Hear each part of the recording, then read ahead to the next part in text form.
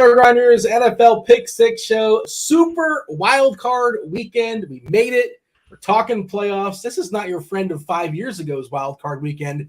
This is a super wild card weekend. Rich Hribar, sharp football analysis. John Daigle, 4 for 4. Bet spurts. We did it. John, we can relax a little bit, but still lots of money out there in the DFS streets. Many different versions of as far as contests. Saturday only, Sunday only, Saturday through Monday. We're just going to go. It's the Pick 6 show. There's 6 games. We're just going to break all 6 games down individually. John, how are things in your world? Fresh off your half marathon you talked about pre-show. Congratulations on that. Yeah, showed up, messed around, ran a half marathon on Saturday in 20 degrees. The weather always counts because it shrinks your lungs. I feel like we've always shown up and done our best on the show.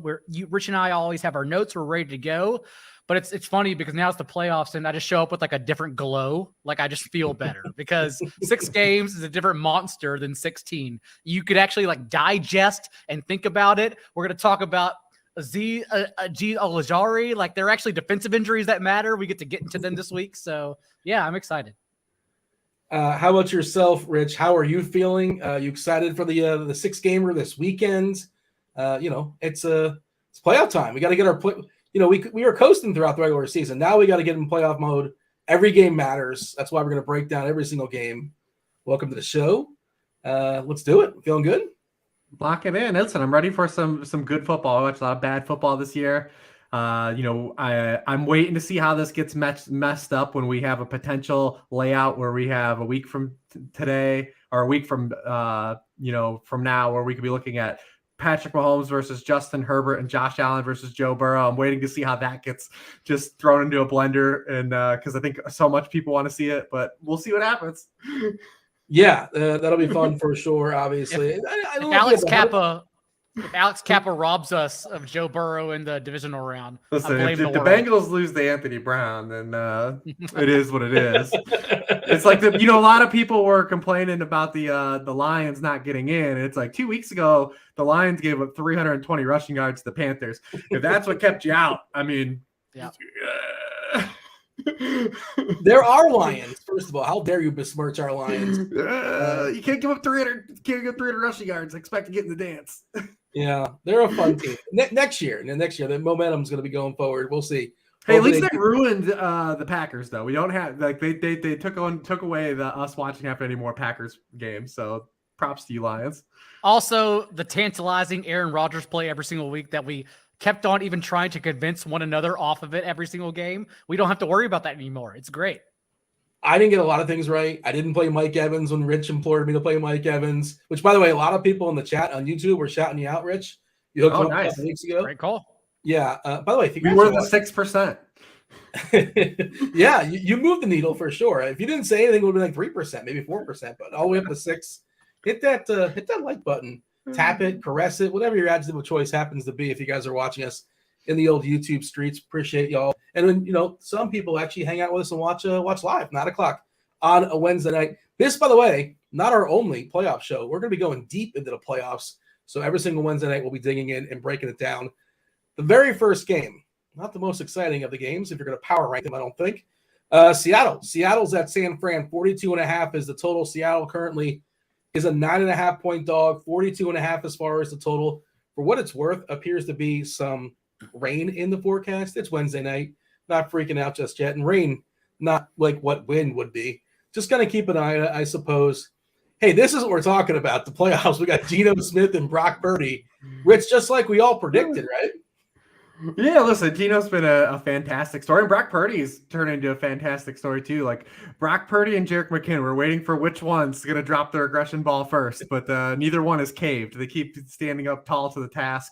Brock Purdy now sporting a 9% touchdown rate.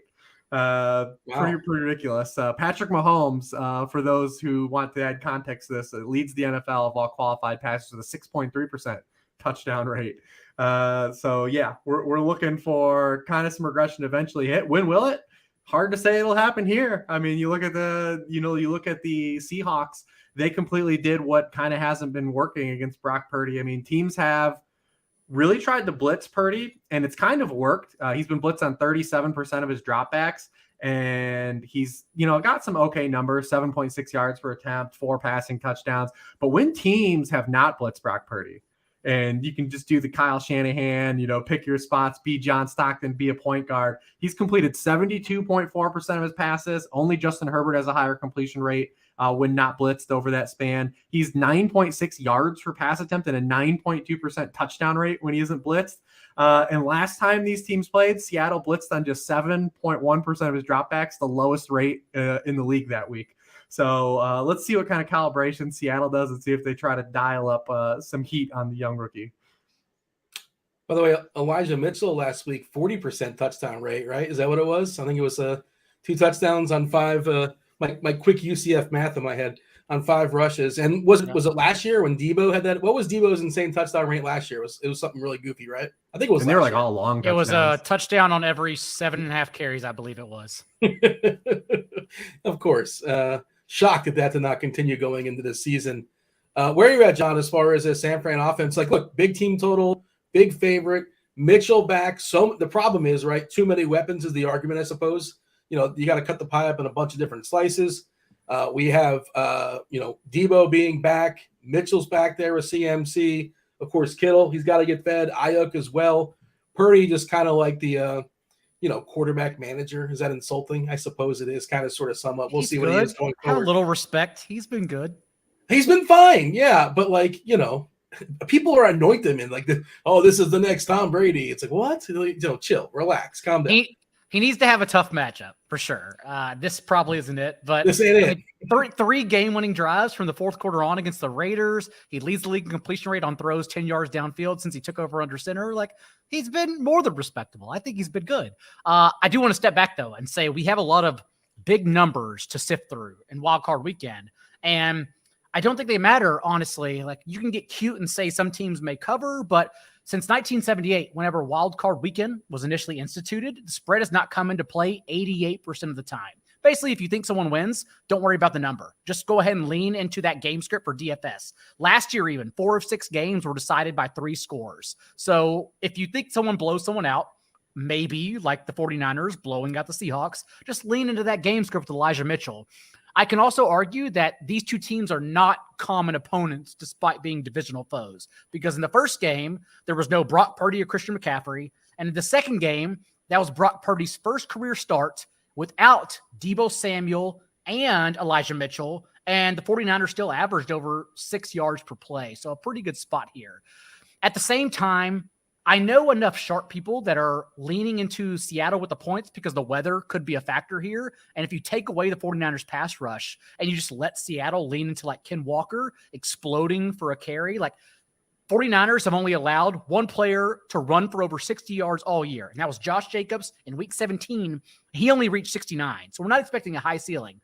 But at the same time, because there's been no Travis Homer, Ken Walker has averaged 26 carries per game in the last 3 weeks. DJ Dallas is on the injury report as well now. So if we're expecting a 28 touch per game for Ken Walker, that is enough usage for him to be the kind of player with his profile to explode for one and ruin player props, ruin DFS slates despite the process being there in a fade, especially in a rainy game. So it's definitely something I'm looking at. But at the same time, we should at least see the 49ers carry their weight here from different players. I think the one situation we're really talking about is Deebo Samuel or George Kittle. And Kittle could easily throw it back in your face. He's obviously been amazing, leading the league in receiving touchdowns since week 15, a 26.7% target share, 2.5 yards per route run in that span. But that stretch also happened when Deebo Samuel initially got injured. And Brock Purdy's first 2 games, Deebo Samuel led the team in targets, a 24.1% target share. George Kittle was 4th on his own team in targets. So I think Kittle's situation, especially for this week in DFS, is a little more volatile than people suggest. At the same time, it is the Seahawks. They are 3rd in yards per target at tight ends. So despite being correct with the process, you may get it shoved back in your face anyways. Rich, who's the player in the Niners? I guess CMC, Debo, Kittle. I suppose you can throw Ike into the conversation if you want to entertain it. That's just going to separate themselves. The player you need, the one that you need to have, they're just going to separate themselves and they're going to put up an elite number, most likely. I mean, you gotta say Christian McCaffrey. I mean, because the only way he doesn't get there is the game script game, right? And if he doesn't, that means the 49ers scored a bunch of points and Seattle didn't. When the games that he's played with Elijah Mitchell actually has more carries than him, but it's all cleanup stuff. In the first half of those games, McCaffrey's played 76 snaps, 21 for Elijah Mitchell. So I mean, it's a thing where just like Mitchell's getting stuff, but it's afterwards. It's like after the fact. Like he's doing the same thing Jordan Mason was doing, a little bit more. So if this game does end up a little bit tighter, like the 49ers are going to play their best guy during that period. And the passing game is interesting because you just need the touchdowns because the 49ers just aren't going to have the passing value, right? Like you don't really have to play the target game with the 49ers because, like you said, it is a thin pie and they don't throw a lot with Brock Purdy. They haven't had to, and they may not have to here, but you're really counting on just the big plays. That's what it is. I mean, Kittle has had fewer than 30 yards the past 2 weeks, but he's got the touchdowns. So I mean, really all you are is chasing the touchdowns. I don't think anyone on the 49ers has like really massive yardage potential on the receiving side. And we know that Seattle's awesome against boundary receivers. So it's not a game to really chase Brandon Ayuk. We'll be splitting it up as the show goes on because I think all the slates are fun. Like the 2 game, the 3 game. Well, the 3 game, there's an argument that it's not fun. But the 6 game, also the way players are priced, it makes it pretty tight. Honestly, you can't just do whatever the hell you want. On the 2 game though on Saturday, I think there is a reason to get off Ken Walker here and fade him for one of the passing game because if the Seahawks hang around, it's likely due because their passing game hangs around. And I know we haven't seen it for a while. Geno Smith has averaged 5.6 yards per attempt over the last month, but he was still the best story and definitively the comeback player of the year through 8-10 games. The 49ers are also susceptible to the big play. It's just a matter of holding up your end of the bargain and like protecting. And although they can't do that, maybe we get enough push here to where like DK Metcalf, since the 49ers are getting burned from the boundary, like maybe he's the play here in a 2-game slate over Ken Walker as leverage. Man, Walker at 5'9" is so cheap. And the amount of touches he's projected to get, DJ Dallas, if he's out even more so, he's going to be super popular. By the way, just to peek at the projections as far as San Fran receivers, nobody projected, median projections obviously, to get more than 47 yards, Just Ayuk at 47, Kittle at 47, Samuel 45, CMC 34, just kind of chopped up in all different ways. Some other guys sprinkling in. Well, John, is it DK Metcalf or is it Lockett? Do we entertain the Fant or Parkinson? Do we deal with that as far as the tight ends? Who's our favorite, I guess, run back we can say, I suppose, here as far as Seattle? If it's strictly for leverage, for me, it would be Metcalf. We have to watch Noah Fant's participation on the injury report because maybe it's your boy, Dean Kobe Parkinson, coming back into play at the Stone Men on a short slate, among all things. But the boundary is where the 49ers are allowing top 5 rate and yards per target. But again, you just need the Seahawks to hold up and Geno Smith to hold up for just one play is really all it's going to take for DK Metcalf to get there as long as he gets there. So for me, it'd be Metcalf for sure. I think Ayuk is a pretty easy fade across the board on the other side of the ball, given that we don't talk about Tariq Woolen much on this show because like Sauce Gardner is the one who's the definitive cornerback, at least rookie of the year. But at the same time, like the Seahawks are allowing the fewest yards per target from the boundary. They shut out basically every receiver if you play on the outside where Brandon Ayuk is going to play. So maybe there's a yak debate to have, but with Deebo Samuel not being limited in week 18 and being back to full strength, like if you can just go ahead and show your cards on the first game of the entire slate with Deebo Samuel at less than 10%, that's a chance I'm willing to take in this game. Rich, you excited about either of these quarterbacks to kind of start your stack to build around? Let's just assume, for the argument for the conversation, it's a 6-game slate, and there are 6-game slate out there. How many lineups do you have to make until you say I'm going to make a Geno stack or a Purdy stack? In the 6th game, probably not. Because even as good as Purdy's been for fantasy, he's just been like solid. He's living in like that 16 to kind of like 18-point range. You're not giving you like the massive ceiling because you're not getting a ton of dropbacks, unfortunately. So probably pretty thin. Seattle scored on 1 of 20 possessions against the 49ers in the regular season. Geno averaged 4.6 air yards per throw against the 49ers, 8 air yards per throw against everybody else. Just 2.7% of his passes went over 20 yards downfield. 10.6% against everybody else did. 49ers pressured him on 40% of his dropbacks. Yeah, I mean, really the only way, like Daigle said, the only way that Seattle can get there if you're on the Seattle side is like kind of through the receiver play. Like those guys have to have big games. So if you're on the Seattle side and you want to correlate, like you would say like, all right, one of these receivers has to pop. But man, it's just real tough to see Seattle like really. It's tough to see either kind of both sides of this game like going crazy. That's why the 6-gamer, again, I'm not really on Seattle. Even Ken Walker, there are reasons to fade. But in the short game, leveraging where Ken Walker's got to be 70% in the 2-gamer. Leveraging DK or the passing game instead, I'm definitely down for that. Yeah, I mean on Saturday slate, you just need the other game to fail, and you're in the dance Right. at least. And we just saw that Jacksonville has failed just last week. Lawrence is coming off a horrific game. The battle of the incredible hair. Do we have anything else as far as Seattle, San Fran? Any bold takes and final scores? Is there gonna be a big blowout? Any Vegas style takes? I know you guys are. At least I know Rich is in states where you can legally wager American dollars on a particular side. Any leans, or I think Vegas basically has this right?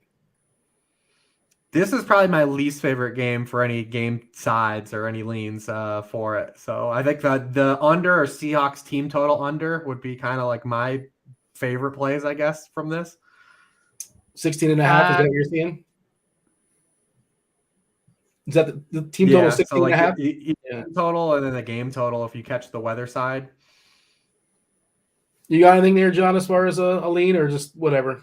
Even on a short slate, if you're playing the game script game, I'm still willing to play Elijah Mitchell. You can save so much and get up to everywhere else.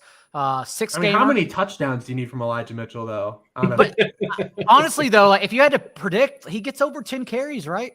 I think so. But he's not going to catch a pass, and you need touchdowns. But gosh, he can get 10 carry. He can rush for 8 yards a carry on 10 carries, and you don't get shit. He's under 5K still for a 6-game slate, though. Like I'm almost willing to just eat that, Rich. I swear. I honestly don't think he's even worth considering. Okay. Well, it's not a good. Unless you get the touchdowns, like you have to really luck box in the touchdowns. And those 2 touchdowns he scored on week 18 were the only 2 touchdowns he scored all year. But if you're running like 150 on the Saturday slate, like he's got to be in your pool. Like if you're talking that specific, 2 games, the backup running back RB2, it's projected to get 8 to 10 carries. Play, and I'm talking about DraftKings specifically. It probably doesn't matter. I know Rich is still down on him, but that 6-game as well. I'm telling you, it's tight. That's why people will naturally they want to play Vikings Giants, but like Daniel Jones and Kirk Cousins is so cheap. Like Daniel Jones is going to get played just because the cheap quarterback allows you to open up so much. What if you just spin it instead and play a cheap running back? I don't know. I'm still okay with Elijah Mitchell. I understand the odds I'm going against, but I'm okay with that. I don't put a ton of stock in Wednesday optimals, but I ran some just to see. This is a 6-gamer, and the first 3 or 4 have 4 Giants in them, which is come on, what are we doing? On DraftKings? Yes. Yeah, because all their receivers are really cheap. Mm-hmm. And I don't think they moved him from week 14. They just keep him there. In the dome, one of the higher, it just feels like one of the games that are more likely to shoot out, I suppose. Okay, let's talk about a game that probably shoots out. We'll see. 47.5 as far as the total. Chargers at the Jags. The Jags are getting 2.5. The disrespect. Man, I mean, this isn't the place for it. Man, the Brandon Staley thing, I'm sure you guys have probably all talked out about it, but the audacity, the absurdity. I was told he was sharp, but oh my Lord. Playing the his internet players, broke him. Rich, was it just me that was screaming at my team? I had no implications. I had no players that mattered for fantasy. I just couldn't believe that he was playing his dudes. Even after Mike Williams got hurt, even after Bosa got hurt, he's still playing his dudes because he only has 48 options. And he didn't play anyone in the preseason. So, there's a lot. There's a lot that just didn't make sense. That was head scratching. As someone had the Broncos, Broncos money line, a lot of parlays. Yeah. I was tilting myself for a good 3 quarters. Get these guys out of here. We had to sweat that out. But yeah, man, I don't know what the hell Brandon Staley was doing. It was insane. He's been broken all year, though. We knew in week 2. He was not the Brandon Staley from that last year. He had caved under pressure. Too much was getting to him. He Freaky Friday with somebody. I don't know who it is. What coach got sharper this year? He got internet bullied, man. The internet broke it, man. Yeah, I don't. We liked him, but he was going for it in fourth down. Keep going for it. Don't care what everybody says. Forget about the results. It's the process. Okay, Chargers, Jags. John, this is a pretty appealing game. A pretty fun pieces to work with. What side do you want to start on? You want to start with Herbert or Lawrence? Chargers or Jags? I'm so torn by this game because I get paid to have an opinion on the side, and I genuinely I've had skin in the game on both these teams in the last month, and it has not been pretty. So we keep wish casting the Chargers into something. They just aren't. There's a reason why Justin Herbert led the league or was bottom at the league and in air yards per attempt, and why he had poor games for fantasy, at least for our purposes that we're talking about, like 212 yards and no picks against the Colts, or no touchdowns against the Colts. He only had 2 touchdowns with less than 250 yards against the Rams. He's been in tremendous spots over the last month, even with Keenan Allen, and the results haven't been there. And that's a lot because Austin Eckler is siphoning all these touchdowns, and you can't even yell touchdown regression for Austin Eckler because he's an absolute monster. But at least we know the Jaguars defense is not good. Yes, and over the last month, they ranked tops in EPA per play if you're looking at advanced rates. But at the same time, they've played turnover-prone Dak Prescott, Zach Wilson, Davis Mills, and Josh Dobbs in that span.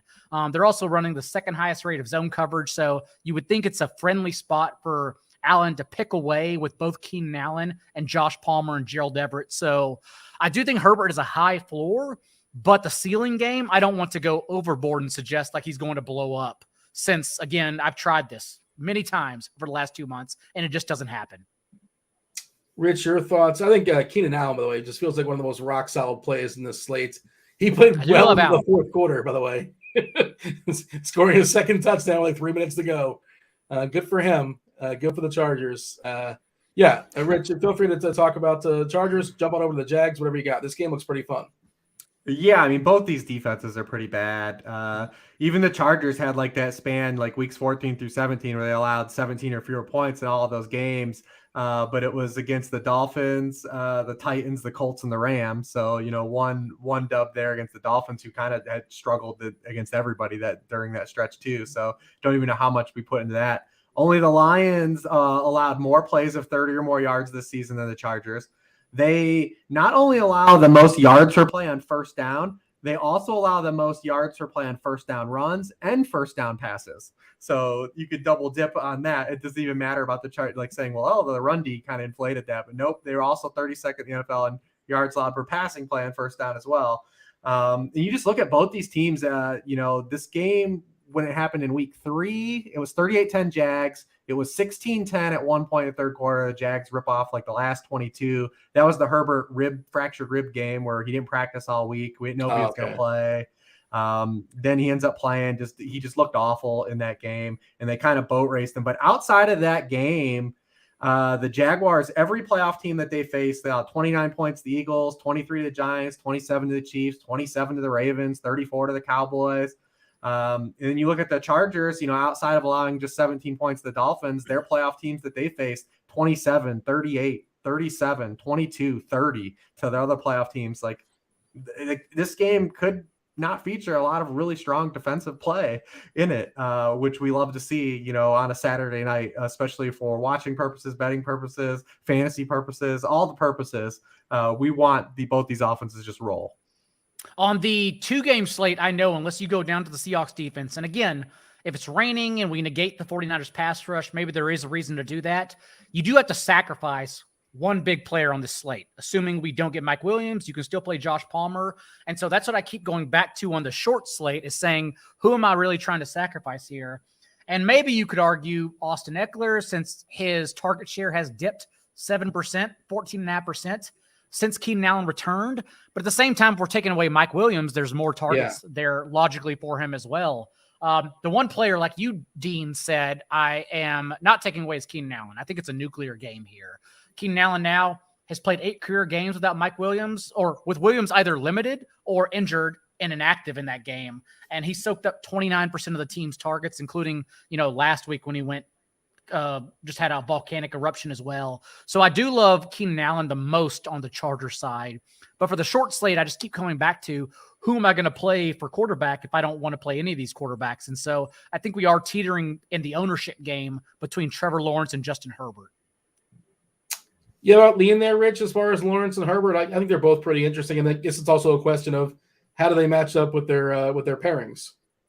Yeah, I like Herbert a little bit more just because I like Travis Etienne a lot.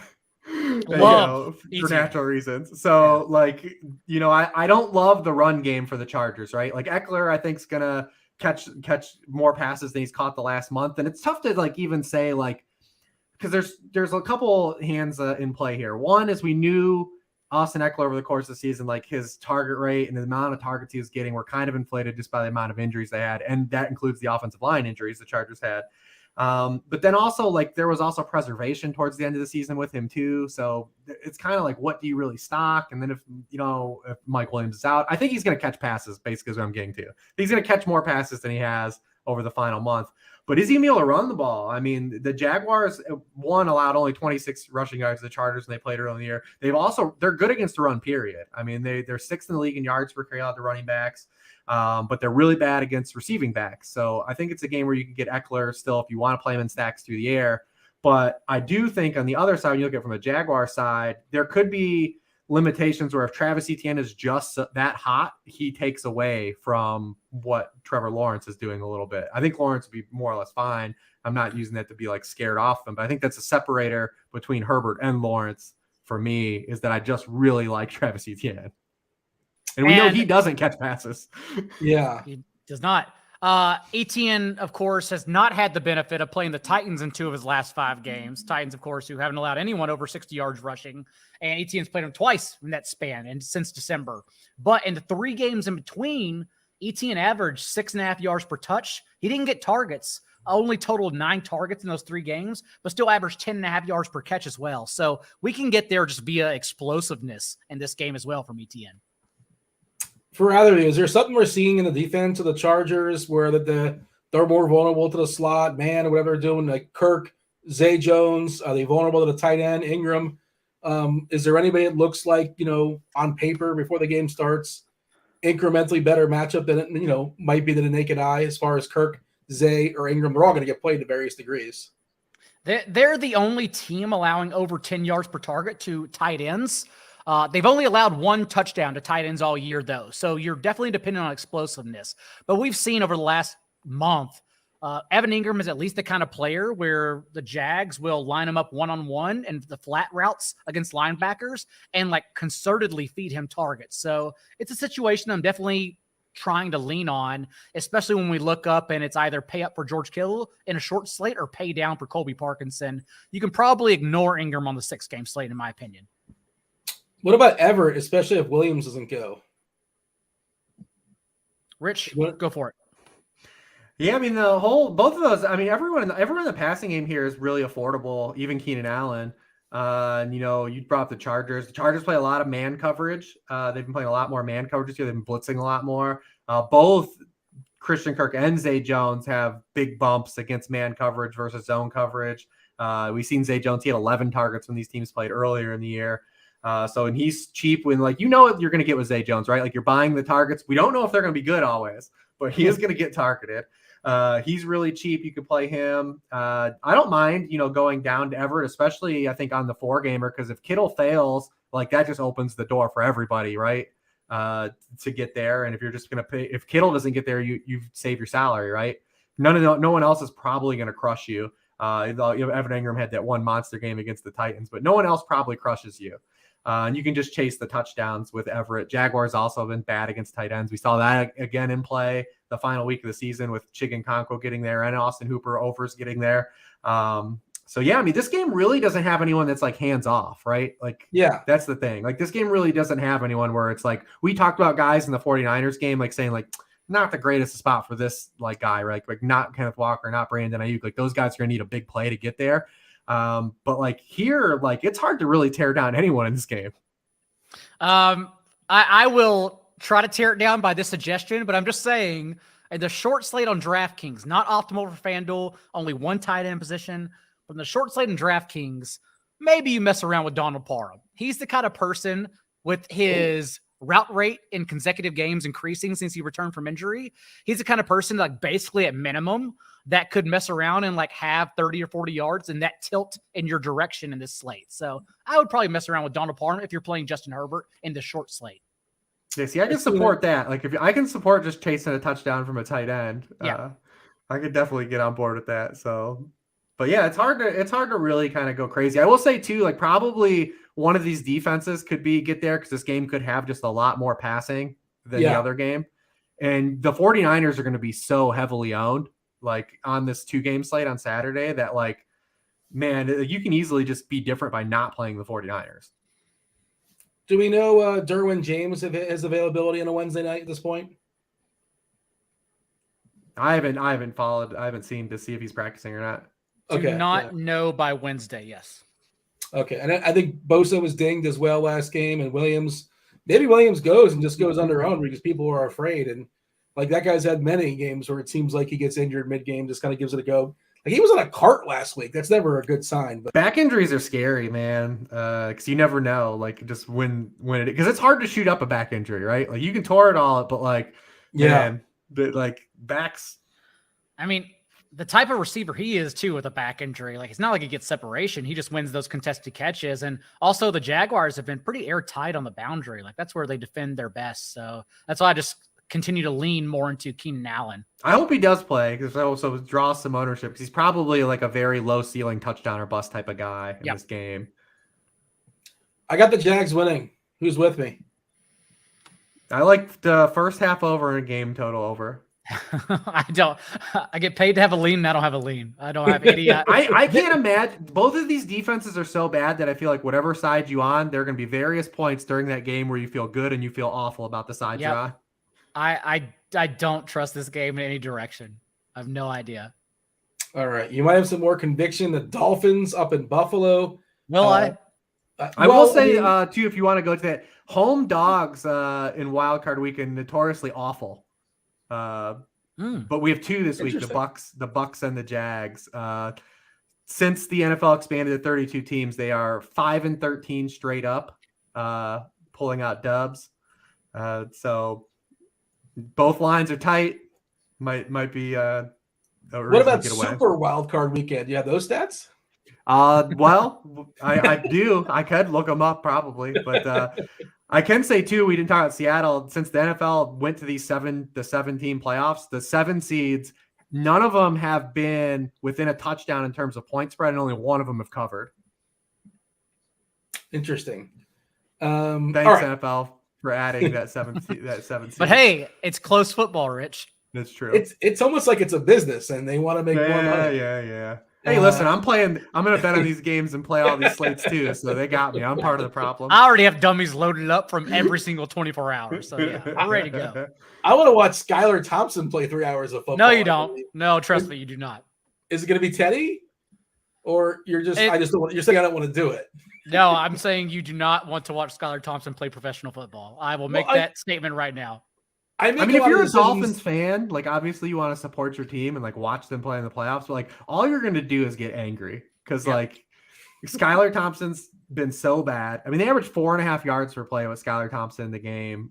With Teddy, it's been 5.9, 6.7 with Tua. So like Teddy's been fine. Like the offense has been productive. The problem is Teddy just hasn't been able to stay in the field, and it sounds like he's probably a longer shot to play. With Skylar Thompson in the game, 51% of the Dolphins' set of downs have gone to third down.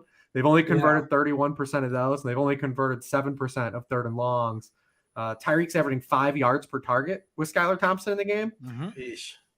I mean, because you can't even entertain Tyreek or Waddle because not only do because at their salaries, a big play doesn't get you there. Like at their salaries, like they have to be able to push 25, 30 points, right? To like smash. And like not even one big play. Like they need multiple big plays to get there. And I just don't see how Skylar Thompson provides an avenue to that. Like granted, both guys are talented enough to break a big play, but they have to be able to push 30 points. One big play is not enough for either guy. I mean, the counterpoint is you're going to be able to get Tyreek at, ridiculous ownership on a 3-game slate. It's a trap, right? Man. That's an Akbar. I mean, Tyreek's salary is what on both sides? He has to get 30 points at his salary. He's 7'9". Yeah. and he's So he's 8-5 get on 25. FanDuel. He has to push 25 points to justify and that there salary. there are some hot spots like CeeDee Lamb and Justin Jefferson. My word. Yeah, we just talked about Keenan Allen at 7K. Man, I mean, Tyreek Hill has to blow that salary out of the water. And I don't see like a range of outcomes for that to happen with Skylar Thompson. For reference too, like Rich said, 5 yards per target from Skylar Thompson. Like that's literally more than double the yards per target he was averaging from Tua. Like he was averaging over 10 yards per target from Tua. So like Wow. I just don't know what this offense. And remember, against the Bills, their last matchup where Tua didn't even play good. At least they had the explosive plays because Tua could complete passes over the middle of the field. Jalen Waddle had that big 80-yard touchdown. But also, they called the Dolphins schemed a high and run play rate with Tua post-bye. Like they called 23 running back carries, and Raheem Mostert averaged 8 yards per carry. He had a 20-yard catch, and he probably won't even be in this game, honestly. So I just don't know the powerhouses they can even bring. I don't know the energy, the juice, the explosiveness they have in this game, honestly. Yeah, Mostert has was it a broken thumb, I believe? Yeah. Hasn't practiced through Wednesday. Finger surgery, I believe he went through, and they said he still might play, but I just can't imagine it. Yeah. And Wilson's already led the team in snaps and touches the past 3 Yep. weeks anyways. So And we're talking about this because that kind of projected performance then kind of soaks up the Bills offense as well. Like it lowers their ceiling too. You can see this being a Devin Singletary, James Cook game instead. well, at least the Dolphins are good against the run, and at least we know the Bills will keep pushing. Try to. So James Cook had more touches last week than Singletary, I believe. Singletary lost the fumble. Yes, that's what I was getting. Do you think he was getting punished for the fumble, or do you think that, where is it going to lie this week? And how much, let's say Buffalo's up by 2 touchdowns and, 10 minutes to go in the fourth quarter. What running back is grinding that game out? Is it Singletary or is it Cook? I feel like it's probably Cook. I don't know. I mean, we can say Cook, but literally twice in the last 6 games, Cook has out-touched Devin Singletary and then literally been rendered useless. Just had the entire reins stripped from him for 6 touches or less in that time. So there's really no way to predict it. I would say James Cook as well. He's so cheap on the big 6-gamer, which again, we're trying to find one value spot here at running back, at least since the build kind of sets up for, as you mentioned earlier in the show, Dean, cheap Giants receivers and then pay up at running back. So I am definitely open to James Cook in the long slate, but overall, yeah, of course the rug could get pulled out from all of us. And the Dolphins, I said, Dolphins third in yards per carry allowed to running backs. They have allowed a first down or touchdown on just 17% of those carries. That's also third in the NFL. But where they're bad is running backs out of the backfield. I mean, in 2 games against the Bills, Buffalo running backs have combined for 32 carries, 138, 0 touchdowns, but they've caught 22 passes for 186 yards and 3 touchdowns. So it's kind of like just who gets kind of the receiving work this game, I think, is going to be the kind of the guy. I'm not really looking at it from a rushing stance because I don't think there's enough ceiling there for any of the guys. Now, Cook is cheap enough to where like you can, if you get a nice amount of catches on DraftKings, like he can actually hit. But man, where are the ceilings for any of these guys been on the Bills backfield? And then, as far as the offense, obviously Allen's awesome. Diggs, we saw a big game from him last week. But Rich, we want some sort of punchback from Miami. And, it doesn't sound, neither one of you guys are selling that. They have a 15 team total, it looks like right now. They're 13.5-point dogs, 43 total in the game. How much does Buffalo and Allen and Diggs actually have to do? Rich, obviously got to put some kind of score up, but are they going to be pushing in the fourth quarter? Where as far as spending all the way up on Allen and Diggs as a combination? Diggs looks really pretty great priced. Definitely probably a flop lag spot for him against the Dolphins. It was last week for him anyways, but he just missed a monster game against the Dolphins on that Saturday night game. He dropped a touchdown pass that then Dawson Knox caught his touchdown the very next play. Josh Allen overthrew him on a ball where he was behind the defense for a potential 60-yard touchdown. And in that game, the Dolphins played man coverage 58% of the time. It was the highest rate in the league that week. And we know Diggs has kind of been a guy we want to target when he's going to get man coverage. He's been targeted on 32% of his routes against man coverage. Only Justin Jefferson has more receptions against man coverage than Stephon Diggs. And we know that our boy Gabe Davis does not do well against the man coverage. So no one's really contributing still outside of like really Diggs. We've got a little bit of Dawson Knox touchdown production, but he's not catching like a lot of passes for a lot of yards. So, I mean, a lot of signs still point to Diggs. He's pretty reasonably priced where he's at. Another guy that's priced right next to Tyreek Hill. Yeah, I mean, obviously ownership's going to be on Diggs more so than Hill, but that was my only argument. But I wasn't sitting there saying I think Hill's going to have a big game. It's just I'm just playing game theory with that thought process. Like, you're looking for a sample size of 1. You're simming out of 10,000 times. Yeah, Hill's not going to fall to the top very often, but if everybody has that approach, that sort of thought process, and you could get a couple touchdowns and break one for 70 yards in theory. That's, I guess. But like you said, he probably needs even more than one big play. John, jump in here. Your thoughts as far as this Bills passing offense? Honestly, Rich practically summed it up. Like, the reason we played Stephon Diggs was because the Patriots man coverage last week. That's the reason we would go right back to Stephon Diggs, whether it be the short or slate that stretches across 3 days. And then Dawson Knox, you're chasing for touchdowns. But again, that's what we did against the Dolphins last time they played, and it worked out. So, if you're trying to get the touchdown equity, I'm fine with Dawson Knox as a standalone option. I don't think you even need Josh Allen rushing yards, honestly, to get there. But otherwise, yeah, there's not much here, honestly, especially if you don't think the Dolphins are going to compete. Then you kind of, again, just find the running back that you think has the passing production. And at least we know James Cook led Devin Singletary in routes run last week. So there's that. Yeah, you look at the Bills. I mean, it's crazy to think about what the Bills have become for fantasy, but even including Stephon Diggs, I mean, the past 6 games, they haven't had anybody score more than 25 PPR points. Like, it was contrarian to say Stephon Diggs last week because he had been so bad for 6 games. And it's like, yeah, like these dudes just don't get there. Honestly, they're not the Brian Dable Bills. They just don't get there. Rich, you got to roster one Dolphin. Who are you rostering? Jeff Wilson. Yeah. Is Ahmed kind of sneaky? Stone Min 4K? Again, that's the same thing with Elijah Mitchell, though. Like, even they're a little different. Calm down. Even a touchdown doesn't get you there, right? Like, you just don't have enough meat on the bone. Like, how many passes is he going to catch, right? Like, he can luck box into he had a touchdown against this team last time, but he had 10 points. But like, if that 10 points opens up everything, now all of a sudden you can get you don't need it on this slate. You don't need it on this slate. You can get to all those guys. You have no trouble putting Justin Jefferson in a lineup with CeeDee Lamb or Stephon Diggs, any of those guys with a Christian McCaffrey and Austin Eckler. You don't have that. There's no trouble. There's no roadblock that prevents us from doing that. So, like, why do we need a James Cook? Why do we need an Elijah Mitchell? Why do we need a Salvon Ahmed?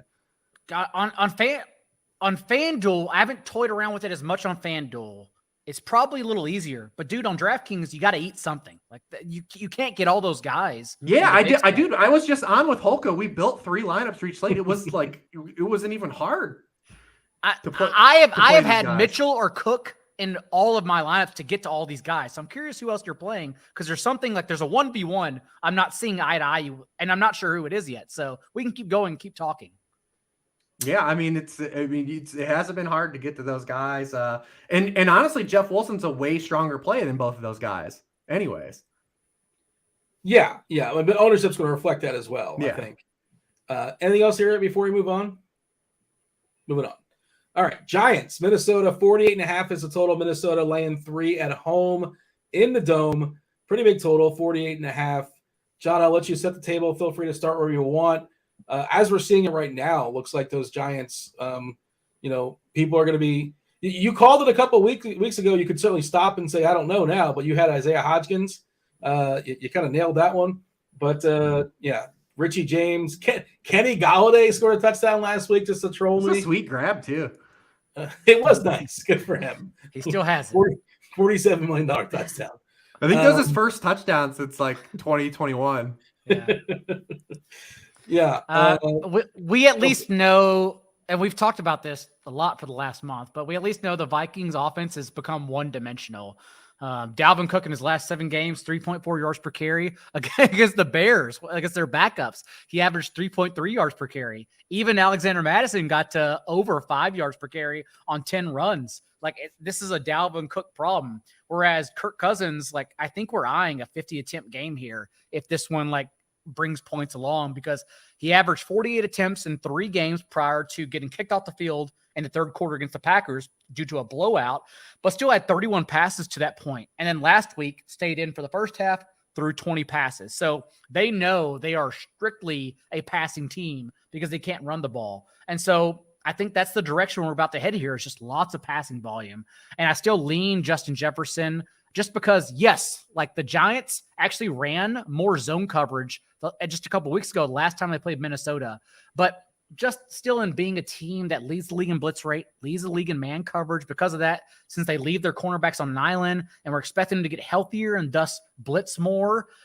We know Justin Jefferson is 4th in yards per route run against man coverage since T.J. Hawkinson was acquired in week 9, because Hawkinson helps alleviate the middle of the field and take coverage away. Also 20 yards per catch against man coverage in that span as well, with a 30% target share over T.J. Hawkinson. So I'm flop lagging. Justin Jefferson's 194 yards. That didn't get there. I think he's the best play on the slate, regardless of the outcome of this game, because there is slight reasons to actually fade this game. I'm sure Rich is on that stance as well, especially in the big slate where everyone's going to play this one. But overall, I still think Justin Jefferson's an awesome play.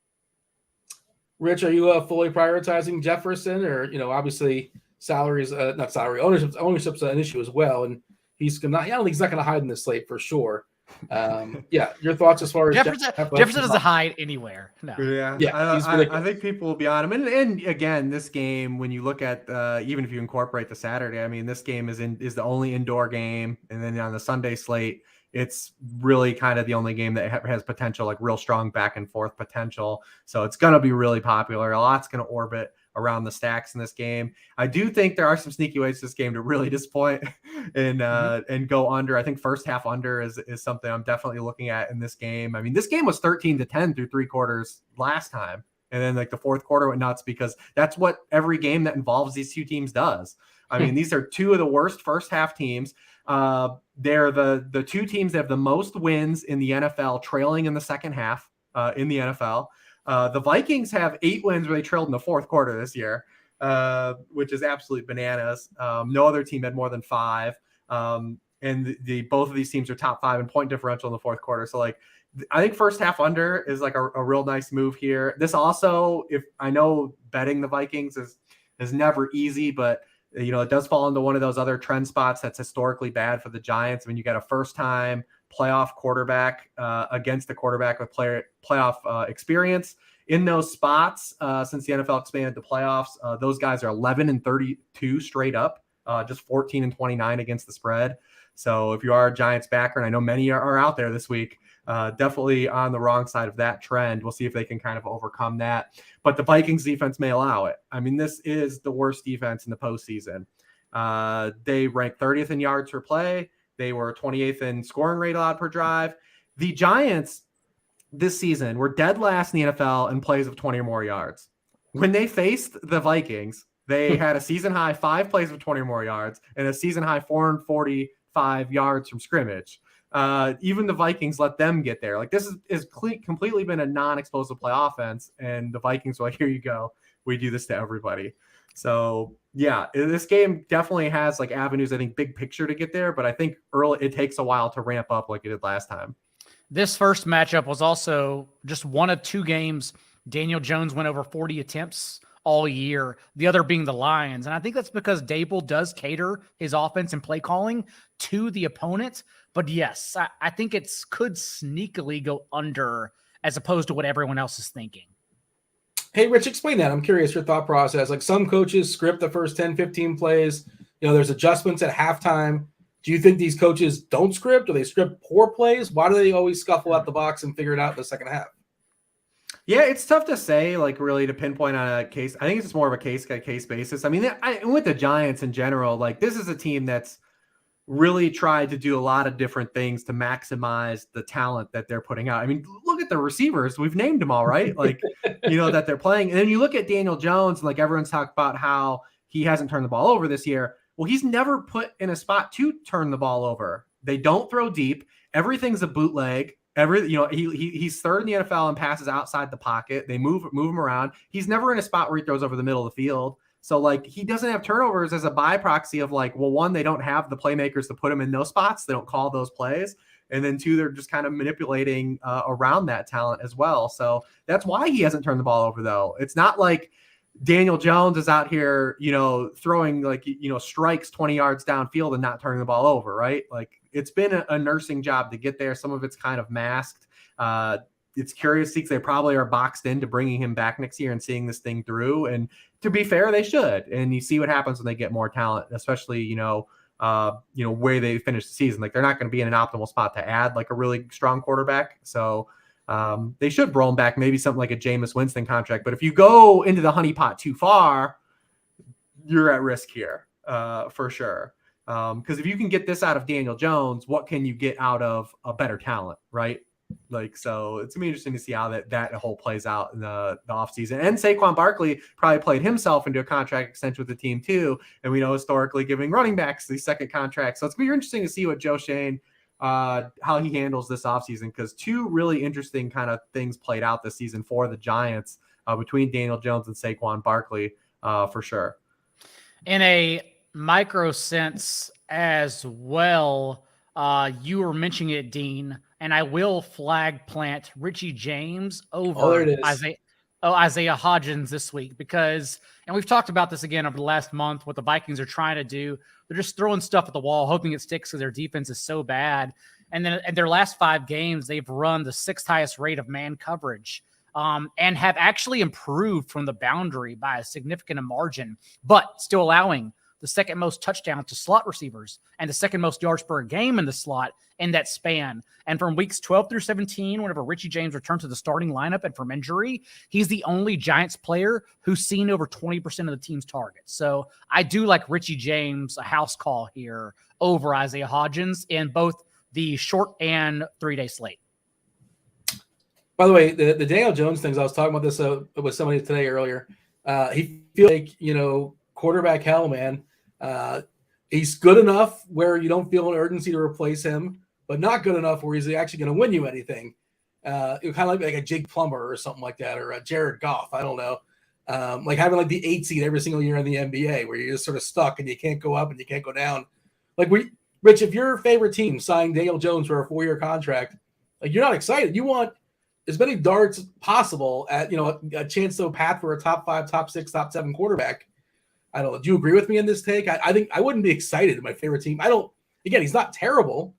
He's just good enough to be fine, but I think this is kind of it, right? This is a ceiling, I think. Yeah, I think if you're the Giants, you're hoping to get something in the ballpark and you're going to have to pay a little bit more, but what the Saints did with Jameis Winston, right? Like that's what you're hoping for. Like maybe you do like an incentive-based deal where you can make, $20 million over like the next 2 to 3 years, but you're not doing like that 5 to 6 year deal, right? Like, yeah. And then you have some outs built in there. That's kind of what I think you're looking for if you're the Giants, something around there. And if you're the Daniel Jones camp, you're definitely not looking for that. You're looking for that 5 or 6 year deal. And what the hell is an NFL offense nowadays anyways? Like we just had a Super Bowl era 4.7 yards per carry happen because the rules like allow teams, and maybe we're just because we're stuck with a prehistoric stone age of play callers, but also because it's easiest to run the ball now. So we are top heavy. Like I think we have some of the best quarterbacks ever to play, but only like the top 6 from that point forward. Like Derek Carr is a hot name because he's a product of bad quarterbacking. So I don't even know like what a league average quarterback is anymore. You have Daniel Jones in the NFC, so it's like a little bit different, but like eventually the big picture though is how are you beating Patrick Mahomes, Joe Burrow, Josh Allen? Like, I mean, if you're anyone at home and you watch that Chiefs like Bills game in the playoffs last week, like you have to be thinking like, is our quarterback good enough to do that? Because they have to do that, right? Like, your answer is no, but yeah. And that has to be, and if your answer is no, you have to keep trying to find that guy. Yeah, as opposed to signing, the 17th best quarterback And that's the thing. Carr could be like the 12th best or 11th best. But what's the difference between 20? If you really kind of look at all the names, it's like they're all kind of the same. Yeah, I want the 30th second. I want the worst quarterback instead of the 15th best quarterback. Is kind of the point I'm making. Jared Goff just had a career year, his best year ever, and people have been talking like, and maybe they do. I don't think they do, but people have been talking as if like, yeah, they should definitely bring Jared Goff back. No. Like that's not the goal of a franchise here. You want to, especially the way they built their team, you want to take that quarterback cheap 4-year contract on a rookie deal and then keep building around those 4 years. That's what you want to do. Jared Goff can be the best bridge in the NFL, and he's had a great career for it. But you want to attribute Ben Johnson more than Jared Goff. Can I get a Hawkinson take before we move on? Anybody have a hot take as far as TJ Hawkinson? This is for the field. I mean, everyone's going to box score hunt, and he scored 2 touchdowns with over 100 yards the last time he played the Giants. So I think he is a fine play if you think this game goes over. And the 3-game slate, it's FanDuel, it's 4-game, right? It's a Saturday night and 3-game Sunday? Or is it just Sunday and Monday? No, I think you can do Saturday, Sunday. Okay, I keep referencing 3 days as the Saturday, Sunday, and 6-gamer, but FanDuel could have parsed it differently, and I'm not sure how. But at least on Sunday, we just don't have many options. Like that's why you would take the Dawson Knox less rostered touchdown outlook, even though the floor is disastrous, but who cares at tight end, over TJ Hawkinson, who's going to be literally 30-40% more rostered. That's my view of it. FanDuel does have a Sunday through Monday, but it's not a huge, like their biggest contest, what I'm seeing right now, looks like 20,000. Yeah, so. Yeah. And DraftKings is doing the split millies, right? I think DraftKings did a good job, honestly. They even have some like smaller field, $15, $100K to first payouts, honestly. I think DraftKings did a really good job this week. It's kind of a tough spot, too, like 2, 3, 1, 3 separate days. Yeah. It's tough to make. And, of course, they want to rake it as much as they can, so. And we're all going to be playing them. I think we are. But on a 2-game slate, I'm playing $1 million. Like, imagine not burning that $20. Like, hell yeah, I'm in. All right, let's move on. Baltimore, Cincinnati, 40.5 is the total. Cincinnati is an 8.5 favorite. Baltimore. Do we know who officially is going to be their quarterback? It's still guesswork. It doesn't seem like it's going to be Lamar. It's not Lamar Jackson. That's what you need to know. That's all that matters. Not Lamar. 4-game slate. All that matters, not Lamar Jackson. Yeah. Which offense is going to be more efficient, Rich? Is it going to be Miami or Baltimore? Baltimore. Yeah, by a nose. Skylar Thompson is that bad. At least Baltimore can run the ball. Yeah. Okay. Fair enough. So I would edge them. And, listen, I mean, Anthony Brown, they had some counting stats last week. We luckily got the Mark Andrews inactive, which opened up tight end last week in the 11th hour of building lineups, and gave us Isaiah Likely to throw into these cash game lineups, so we didn't have to play Albert Okwuegbunam or Colby Parkinson. Well, one of us did. One of us did still. I chose poorly. Yeah. Same price too, basically, for Likely and Alberto, and I was on the Denver side. So I thought the Chargers were going to rest everybody. But, I went Logan Thomas on DraftKings, to be fair. I mean, listen, I was into that group of guys too until they were like, Mark Andrews is playing. I was like, cool. All right, we can at least throw this at the wall. And that saved a lot of things. Definitely boosted up the day. But I mean, the Ravens, even with Lamar, since their Week 10 bye, have scored a touchdown on 9.4% of their drives. Only the Jets were worse over that span. And the worst part about this is the Ravens defense is good enough to just give the Bengals enough problems like where they don't have ceiling weeks. The Bengals in 2 games against the Ravens have averaged 4.9 yards per play and 4 yards per play. Against everyone else, they've averaged 5.6 yards per play. So it's one of these games where it sucks because there's probably not a scenario where the Ravens can score enough points with the Bengals even at half mass scoring, but also the Ravens are good enough to like hold the Bengals down from like going crazy. And that sucks. That's a bummer. The Bengals, it could be like a 23-10 or like 26-10 or 26-13 type of game where just like it sucks. It just sucks. That's why I think the Ravens defense is the sneakiest play across the slate. honestly, in this game. I expect it to go way under because the Bengals, remember, lost Lyle Collins in the first quarter against the Patriots. And everyone was asking, like, what happened to the passing offense in the second half? And then last week lost an all-pro player in Alex Kappa at right guard for the rest of the postseason, it sounds like. And over his last 7 quarters, Joe Burrow has averaged 5.4 yards per attempt with 2 touchdowns and 2 interceptions. So I expect this to be a low-scoring game. And, yeah, I think my play here is the Ravens' defense. Yeah, and off the top of my head, I feel like Burrow takes a lot of sacks. I don't know if you have the number on that top of your head, but I just feel like that's the case, and obviously losing 2 top linemen. I'm hearing betting the under. That's what I'm hearing. 40.5 is too high? I personally like the under. It may not be everyone's decision, but also that's the reason, because they're seeing these 2 high safeties, because they have no protection. Like, that's the reason Joe Mixon has seen 14 targets in his last 2 games as well. So you can also play Joe Mixon for a high floor, especially if everyone thinks there's a ceiling outcome, because I just do not personally see a ceiling game from the passing offense from the Bengals here. Rich, Bengals? Yeah, I mean, that's kind of, was the lead in there, that it's probably not a spot where these guys get there. We know the ceiling does exist for these guys, but you are paying for it with everybody, including Mixon. Yeah, I mean, obviously I'm not going to talk anyone out of Jamar Chase. He's got 7 catches in each of his past 8 games. So there is like a high floor there too. But again, like, Chase is another guy, like, he's got to get 25 to 30 on a slate like this to like really max out what you're paying. And is he going to get there? T. Higgins has really kind of wide splits this year with and without Chase on the field. We know that these guys are capable, but like, they haven't been bankable, like these, the non-Chase guys. So it's really tough to like fall in love with a lot of these guys. And Baltimore's defense has been good, like we said, and they've played a miserable schedule, like over the back half, like they faced nothing but bums, but they have been good both times against the Bengals. Like, so like they've been kind of a thorn in the Bengals' efficiency. So that probably exists again. I don't see a game where like the Bengals really run the ball well though. So that does help if you're on the passing side. It's ugly, man. I think J.K. Dobbins is probably pretty interesting in this game. Another guy that's priced in that range, like with Jeff Wilson. When we saw him last in week 17, he had 75% of backfield touches. We don't know if Gus Edwards is going to play. He's in concussion protocol. It's kind of also like hell or high water time with the Ravens, and they rested him last week. So they might just feed him, right, for a week. Yeah. Like, it's the season, right? Like, and he's been an explosive player. He's another guy like, kind of like Kenneth Walker, where you only need a couple carries to really kind of get there. And 17.5% of his carries for 10 or more yards. That's 3rd among all running backs with 50 or more carries. So we know he's not going to catch a lot of passes though. That's kind of like the dredge, but he is priced at least like where we're going to see ownership on like guys like ETN. He's below ETN. He's right above Jeff Wilson. He's kind of in like that purgatory area. And the fact Jamar Chase is the most expensive player on the 3-game slate on DraftKings is pretty significant.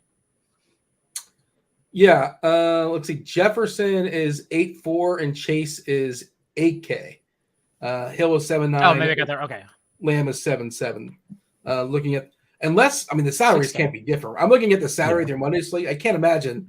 No. They wouldn't do that, right? I wouldn't think so. That would be a goofy thing to do. But at least according to what I'm looking at salary through Monday, Jefferson most expensive, but yeah, Chase a little bit more expensive than Hill. Lamb is there, and then Diggs.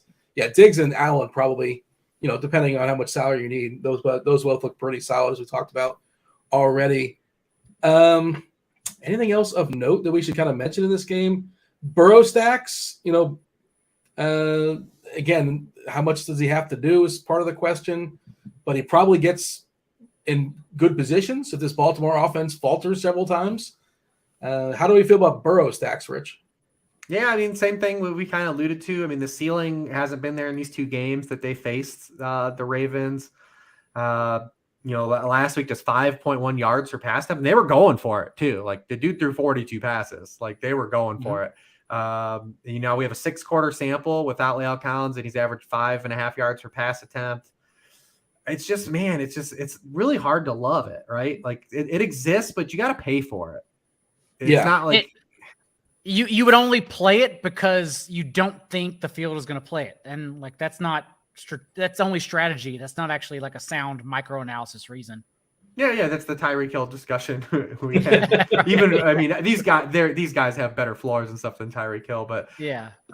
there will be ownership still. Like Burrow's not going to just completely go like overlooked on a 3-game slate, right? Like, and Chase No. isn't either. It's not like the Tyreek Hill thing. So it might be a better strategy to just leave 3K on the table and just avoid it, honestly. As the slates get smaller and smaller, like I don't know how much you guys you do showdown content, ever jump on those, but showdown content's wild because like this is a great play. That's why you don't play him. This is a terrible play. That's why you play him. Like, Yeah. yes. And that's like I feel like I'm sounding like that with Hill, but like Hill had real upside, but I understand why. Yeah, it's the worst doing showdown content because it's just I do play like small stake showdown just to have skin in the game, but the older I get, just like the more I need showdown. That's why I play it almost like just a syringe to the vein because I can't watch primetime football without it. Yeah, that's fair. Give me John. You gotta play a Raven. What Raven you picking? Pick one. Your favorite Ravens Raven. defense. I'll flag plant Ravens defense. I think they're the best play on the. I mean, they're going to be. I mean, they're going to be significantly under roster compared to the field. I think they're a great contrarian play.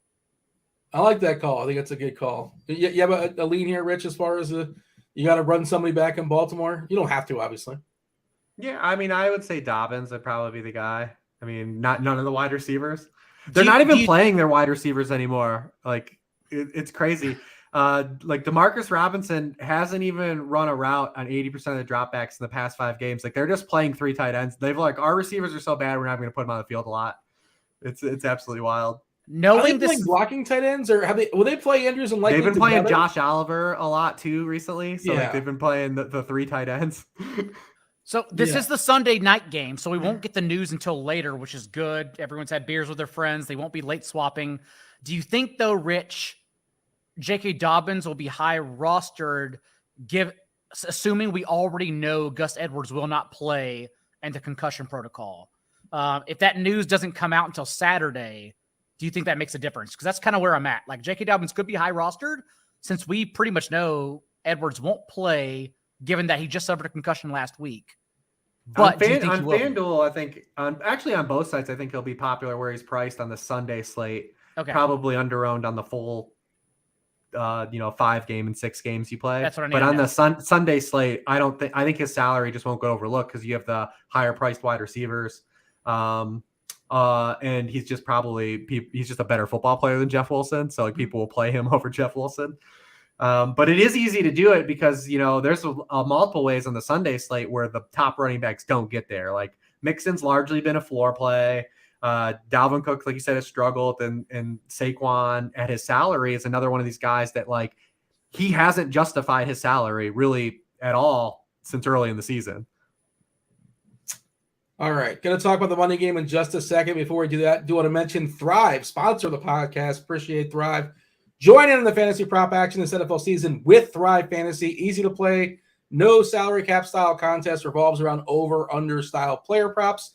Each prop has a fantasy score associated with the prop. The riskier the prop happens to be, the higher the fantasy score. You'll rack up the most points for your share of the prize pool. Use the promo code GRINDERS, that's GRINDERS, when you sign up for a deposit bonus up to $250, as well as getting free tickets. Terms and conditions apply. Check out RotoGrinders review page for Thrive Fantasy and the description for more information.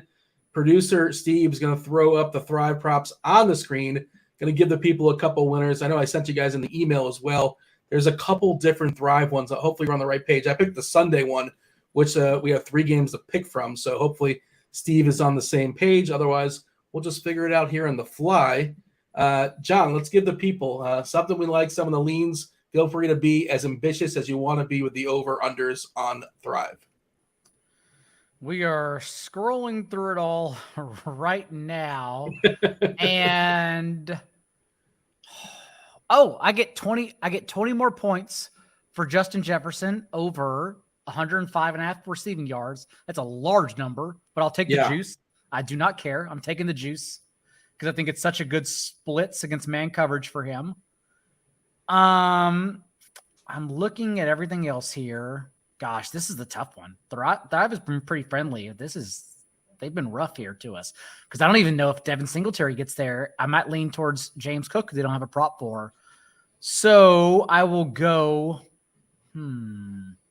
I'll take Dalvin Cook under any touchdowns. Basically, no touchdown Dalvin Cook game for a 40-point juice, 120 to 80 as well.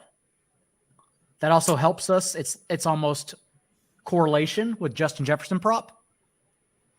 And I don't mind that at all. And well, Rich, you can take J.K. Dobbins. I don't want to steal your props. It's a shorter slate. Yeah. These are all Sunday games. Yeah. Yeah. They have different contests. I didn't want to pull everything up. It looks like you're going to have to eat a few here. Like, Kirk Cousins over 250 and a half passing yards. We don't always want to just go chase the more and less, right? Like we want to at least take our good points when they're there. And it's not like a huge gap. It's only a difference of 10 points. So I would say that would be one I'd be willing to eat. The Dobbins one is cool. Listen, Mark Andrews for 63 receiving yards or more for a 40-point swing. Who else are they throwing to when they throw, right? Isaiah Likely just had 100 yards against them. Andrews, I think, had 90 earlier in the season against them. So, yeah, for a 40-point swing, I'll get down to Mark Andrews. It doesn't have to be pretty to get there. We've never seen Anthony Brown throw to Mark Andrews. Who knows what's capable? Yeah, maybe Mark Andrews is the guy you need. That's the guy you need.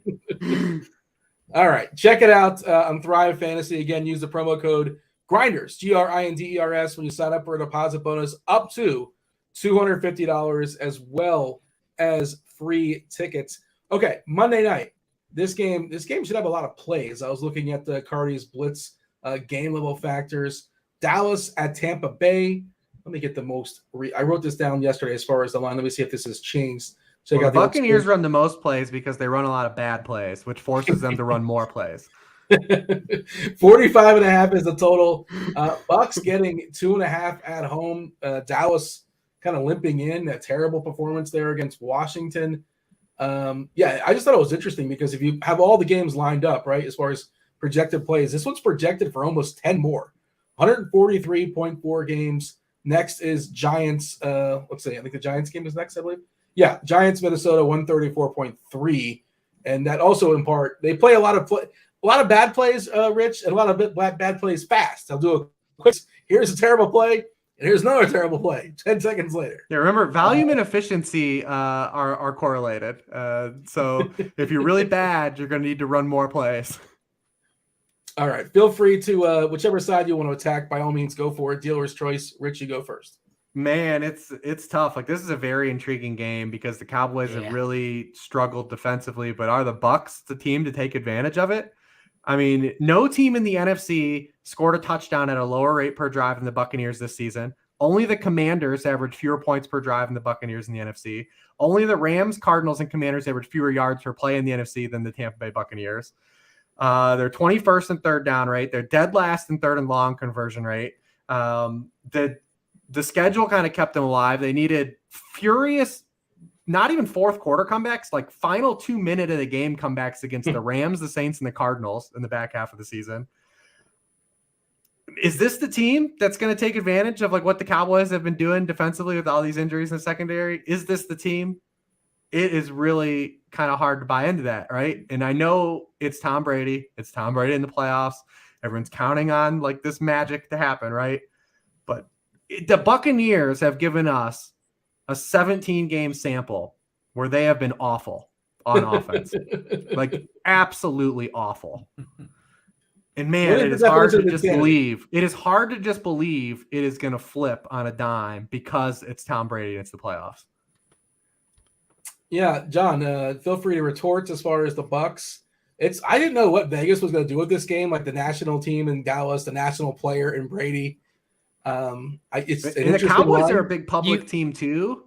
But I think you had to give Brady the 3 points at home, though.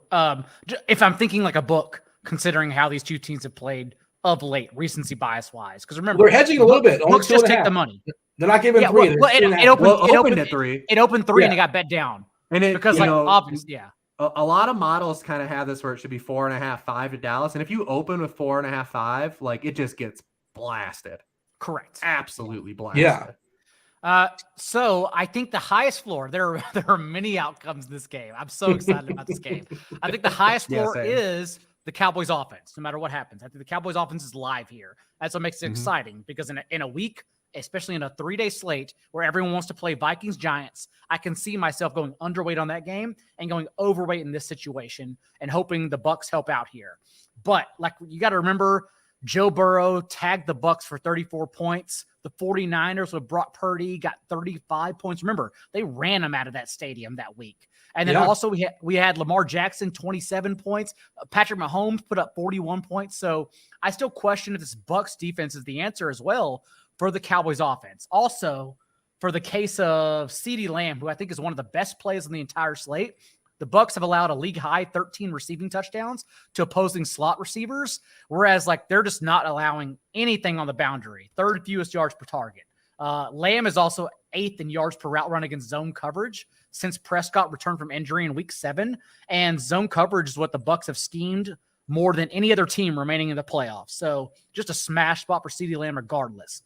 At the same time, let's move over to the Cowboys. And like, I understand they are top 6 in EPA per play and EPA per drop back since Prescott returned from injury. They've averaged 35 points per game ahead of week 18 in that time. And like, there are some models that account for season-long performance that weigh the Cowboys as like actual contenders in the NFC.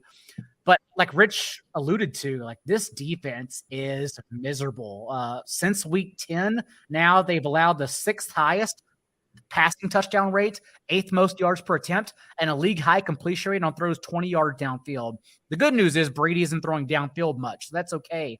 But at the same time, last week, Sam Howell didn't target Trevon Diggs one time at all because he looked across and he saw Deron Bland starting at nickel corner.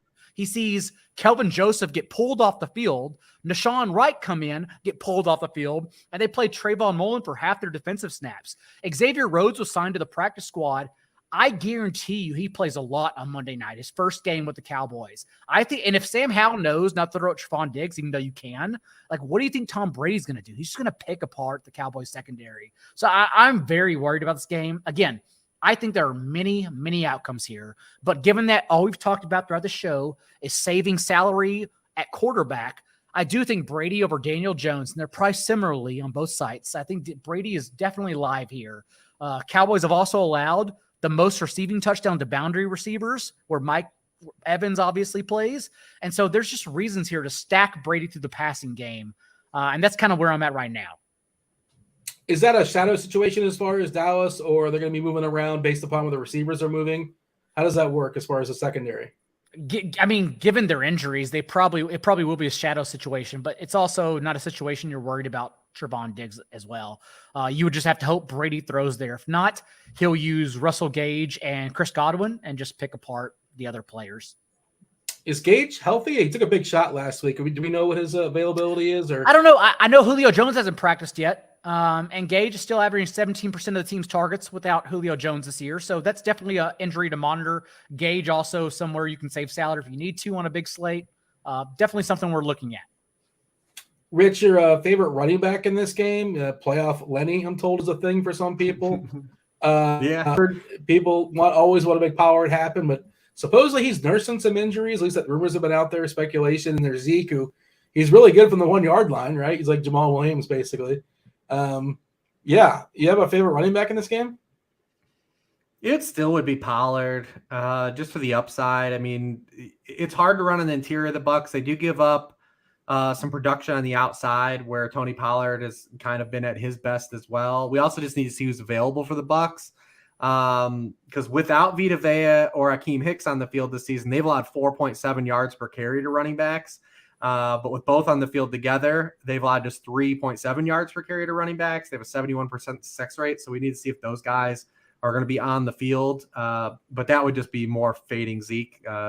We'd still be looking at more outside stuff and Pollard in the passing game. But we've got a 2-game sample where these two teams have played, and the signal has been to use Tony Pollard, and he just hasn't had a lot of usage in these games. I mean, granted, his role's a little different now, and he should have more, but it's really tough to say. Like, Kellen Moore's really gone pass heavy in this. That's why I like, playing the Cowboys passing side here. Zeke has just 9 carries in the 2 games, like these two teams have played the past 2 years. So I think Kellen Moore understands the assignment. and it's going to be a big CeeDee Lamb game and probably a big Dalton Schultz game. The other Jamokes are tough to kind of diagnose. The best receiver they've had this year outside of CeeDee Lamb has been Noah Brown, which basically tells you everything you need to know. Like Michael Gallup, the dude averages less than a yard per route this year. He's gone over 50 yards one time. Non-CeeDee Lamb wideouts in this offense have combined for 9 games of 50 or more receiving yards. Gallup has 1, the same amount as T.Y. Hilton.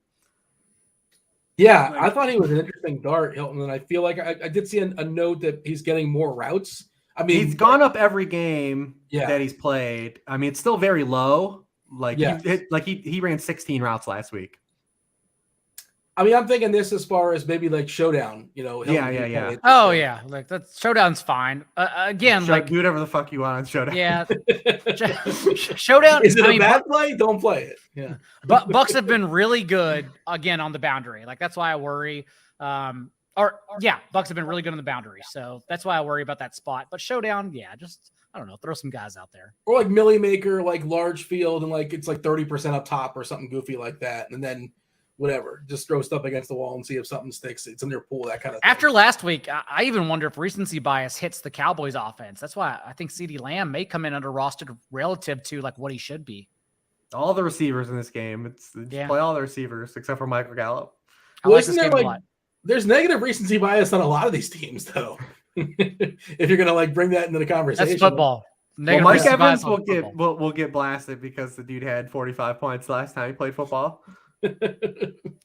Give me your favorite play in all 6 games, John. You have like a favorite stack, a particular play, some sort of angle, your favorite angle you discovered through all your research. Anything you got for the people?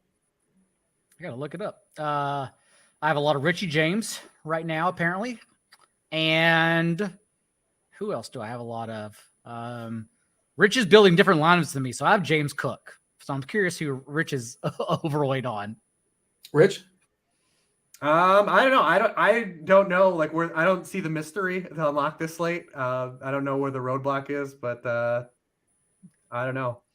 I'll play all the good plays. You can get them in. Did you give me a Evans versus Godwin take? I don't know if I missed it. I apologize. Who do you prefer amongst those two, Rich? Probably Evans. Not a lot of conviction in that one. No, I mean, because both guys are just going to probably get equal targets, right? Like they're both at, like, you look at like Godwin is right around 10 targets per game. Evans like 9.2. Like the target share is going to be there, so like you just favor the guy who gets like the higher leverage targets, and you just hope they hit. Yeah. And the matchup does seem to favor Evans too. On the outside. I mean, it doesn't matter. Like the matchup is favorable for Godwin too. But play all the receivers, man. This game is either getting people fired or everyone's gonna laugh on Monday and say, "Yeah." I mean, the thing with the Bucks is the same shit. Like, how many spots have we been in with the Bucks like this all year, right?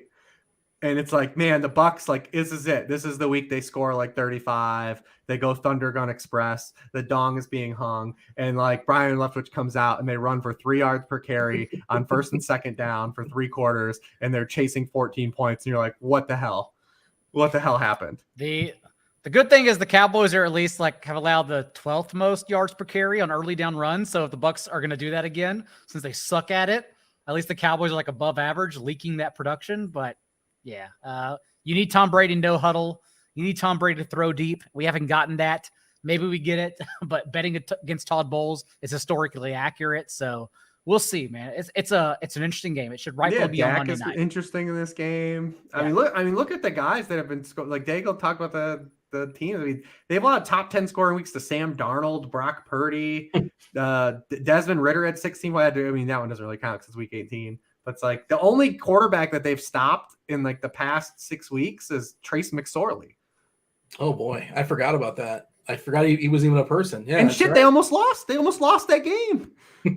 Yeah, I had Arizona in my pool. I was forced into them. I'm still in the loser pool. We're still at 6. Everyone won again. All right. Well, we gave the people an hour and 20 minutes of a super wild card weekend conversation. Broke down every single game.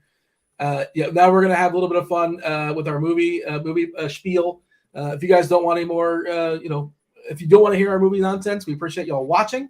thank you and listening. We'll be back next week to break down the next set of games, obviously. But we have to keep things going, keep things interesting. We're running out every single week. Whoever wins our little contest assigns a movie, gives homework to the people.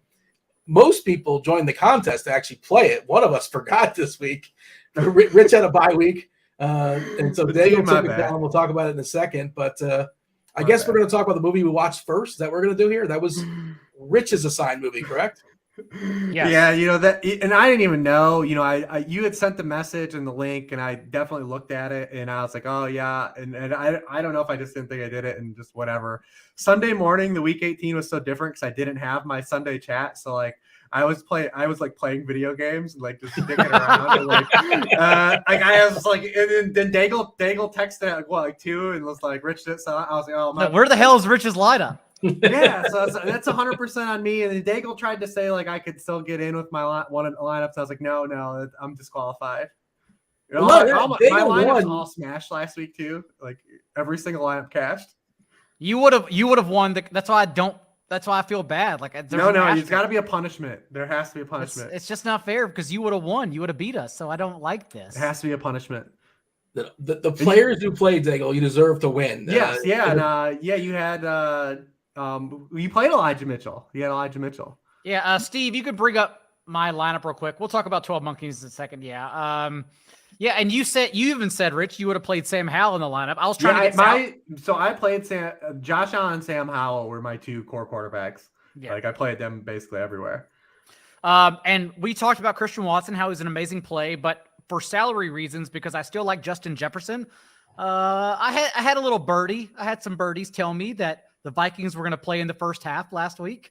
Oh. And if Jefferson was close, they were going to leave him out there in the third quarter and go for the record. It turns out KJ Osborne was the one who was running wide open, not Jefferson. So the process can be right as your wife leaves you and you still yell about it. But I was playing Jefferson in every single contest last week. And so thus, since I had Jefferson and needed to get up, I wasn't worried about Christian Watson and went down at Tanyan instead, talked about why I liked him. And then we talked about Jordan Mason, but the way Kyle Shanahan talked about Mitchell throughout the week, the tea leaves kind of led me to Mitchell instead. And as Rich said, we luck boxed it. He scored 2 touchdowns on 5 carries. So that's what you need on FanDuel. But when I tested again on a 13 game slate, no, never again. So we got lucky there. You assigned us to watch The Longest Yard the first time around when you won this several weeks ago. You said I gave you guys a movie. Yeah, but Rich now gave us a movie for last week. So we can remove this, Steve, and talk about 12 Monkeys instead. Oh, yeah. But I was going to ask John if you have your pick for us going forward. You want to save that? You want to save that? Let's save that. Let's talk about 12 Monkeys, and then we'll save. I have a theme. I'm giving you a choice this time. Okay. Why did you pick 12? You just wanted to blow our mind. We did final week of the season, end of the world. We did like the theme was kind of like end of the world. I gave you guys some options. I will say, so this is the first time I've seen this movie probably since the early 2000s. Okay, yeah. So revisiting it was a different experience from when I was, 18 years old. Raising my hand to say it's not good anymore, right? I don't think I liked it at all. I still like it, but it's a difference between like where like teenage me was like this movie's an 8 and 40-year-old me was like it's a 6.5. Yeah, it's about a 4.5 for me. Well, it's just there's a lot from like movie making from that period of time that is dated, and there's been a lot of movies that explored themes that this one touches upon that have gone further than this one goes, like a little bit deeper. I personally feel like I need to see it. I need to see it again to get like a better grasp if I liked it or not. If that makes sense. I like the ending though. I like the way everything comes together still at the end. But it's definitely a movie where as a teenager, I was like, this is one of the smartest movies I've ever seen. And then we watch it again, like as a season, you're like, yeah, that was solid, but there's a lot of holes here. I mean, it is in a way like Pulp Fiction where there are chapters and we're jumping around, piecing everything together. And I can understand how I think it was made in 1995, that would make a lot of sense, how it's clever. But yeah, watching it today, man, I think I was beaten down, to be honest. I don't think I cared for it at all. I do appreciate Brad Pitt's performance. I thought he was a better actor than Bruce Willis. I thought he was great. He just got that wild role that everyone dreams of. Like Jared Leto, if he had been around at this time, would have jumped all over this, trying out for it. But yeah, it definitely was all over the place and felt like I needed to watch it again to understand it all. We got to see Brad Pitt's ass. We got to see Bruce Willis's ass. Yep. I was not, I mean, sure, I guess. That was a thing for Pitt. What, didn't he show it in Thelma and Louise too? I feel like that was is that what he was known for in the mid-90s? He kind of, grew out of that, I suppose. This is when he was peak hotness. So who knows? Well, the Hollywood one, he's like 50 years old and ripped. The Quentin Tarantino one that just came out. Sure. Yeah. I knew I was in for a ride and like a wild one when the director is the same dude that did Fear and Loathing in Las Vegas. I'm like, okay, this is going to be weird. Like, and it was ambitious. I appreciate an ambitious swing, and it was ambitious. And again, I feel like I got the gist of it, but I also feel like I definitely missed something. And if you on a second watch or a third watch, you pick up on more things. Did you get the same? Rich, would you say that as well as far as this movie? Yeah, I mean, I definitely the ending was a lot more clear than it was clear then too, but like you had to loop around, but it wasn't as clever seeing it again. Like, you know what I mean? Like getting to the end where like he fulfilled obtaining the germ sample, right? Like his goal was to just get them the clean germ sample, and that's everything was just to getting to that point where she was, she collected it at the end. Yeah, I was trying to think spoilers for the 20-year-old 5-year-old movie. Statute of limitations. Producer Steve, jump in here. What are your thoughts? He said he didn't watch it. I don't think he got around to it. It was it was a long week of week 18. It's okay. So they're going to get me on the long con. Like I was pulling it up on Amazon Prime and it said it's $4, but if you want a free trial of Stars for 7 days, there's no chance I remember to cancel that. I'm going to pay for Stars for the next 9 months. What is this? Stars? You just got to set a reminder on your phone. Oh yeah, I guess so. Anytime you sign up for something like that, make sure you put it in your phone because otherwise you're going to do that. Yeah, I'm going to pay Stars at least $100 until and you're not going to watch anything on Stars. Absolutely Stars nothing. Not great. Ever. Not going to watch You're going to power rank. It's HBO. Stars was only good when you were 12 years old and needed softcore porn. That's the only thing it ever featured. I think that was Cinemax. I'm pretty sure. I think that was Skinemax. Well, definitely Skinemax. I feel like I pulled it out the Stars at some point. Emmanuel. David Duchovny, wasn't he a part of Was he in that? I don't know. Before I didn't watch it for David Duchovny. He was in some of those. I mean, don't ask me why I know that, but just one of those things, I suppose. You got a letter score, a number score, John. It's pretty clear that you were not a fan of 12 Monkeys. Also, the same guy did The Fisher King, another weird movie. Yep. Yes, this guy he's definitely out there. Interesting note, this was his best box office movie. He's not great for box office. 57 million, 95 adjusted, I suppose that's really good. But, he hasn't really had a monster hit, the director, Terry Gilliam. What's your grade score here, John? It's not going to be good, apparently. We're going 1 out of 10. It's 4.5. Like I said earlier, if we're going 5 stars, I'm going 2. I don't think it holds up personally. Maybe I need to watch it another time. Maybe it's my fault. Therapy teaches me accountability, but also maybe the movie sucks now. So I don't know. It could go either way. I'm not certain. And there was some moments where it did feel like it was 25 years old. There's a few moments where it just kind of felt that. And that's just going to happen with movies sometimes. In the chat, by the way, Duchovny, it was Red Shoe Diaries. Ooh, that's who it was. Yep. There it is. Glad we're not the only degenerates that know this, apparently. Anything else that's worth noting as far as 12 Monkeys, or shall we move on and talk about? Let's go. Listen, I'm getting on a plane tomorrow. What am I watching on this flight? Well, that taints it if it's on the plane. Why? Movies are about experience. Well, you're right. You are right. The quality of not watching it, on my TV and surround sound is going to take away. But you can't watch the new Top Gun movie on a plane on a 12-inch screen. Not for the first time. It can't be your first viewing. Yeah. All right. Maybe I won't watch. The new Top Gun is acceptable viewing wherever you're at. Maybe I won't watch this on a plane, depending what we get. Well, you're going to find it. If I've seen it already, I'm going to watch it on the plane. You're gonna have to find this one on the airplane, first of all. So let's quickly break this down. Everyone is given themes. Rich started with themes, so I'm giving a theme. And because HBO started the Last of Us series which is based on a video game. Let's take a step back as if we're 12 monkeys and say this in chapters and let you know that I can't watch things without having watched the original first. It's always been an issue. I'm a completionist. Like, I need to see everything first and then dive into the remake. And so I went, since I don't have time to play a video game, nor do I have a video game system, I went and watched the entire cut series film of The Last of Us video game on YouTube. I sat there for 3.5 hours watching every cutscene, and now I can tell you, as if I played the game, what happens in The Last of Us. And it's a good movie, by the way. Great movie. I'm actually halfway through Last of Us 2. Dean just played it.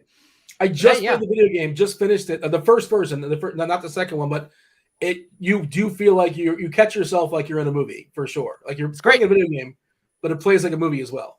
I'm also a big fan of Mass Effect, of I think Bioshock. Bioshock, thank you. Yes, the Bioshock series is absolutely incredible. Storylines in video games are amazing. But yeah, so I went and watched it all yesterday, so I'm very caught up. And I would like to keep the video game movie theme.